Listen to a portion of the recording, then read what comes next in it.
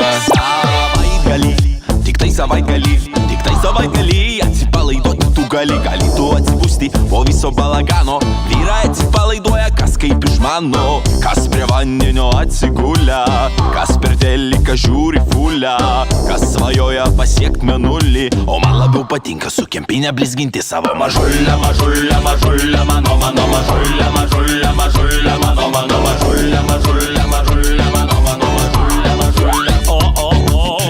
Iš tolo blizga mano mažulė, ne kartą Vycką nupirkti siūlė, bet aš sakau jam nesvaik po nulį, vairuok tą savo kibirą, o čia yra mano mažulė, mažulė, mažulė, mano mažulė, mažulė, mažulė, mano mažulė, mažulė, mažulė, mano mažulė.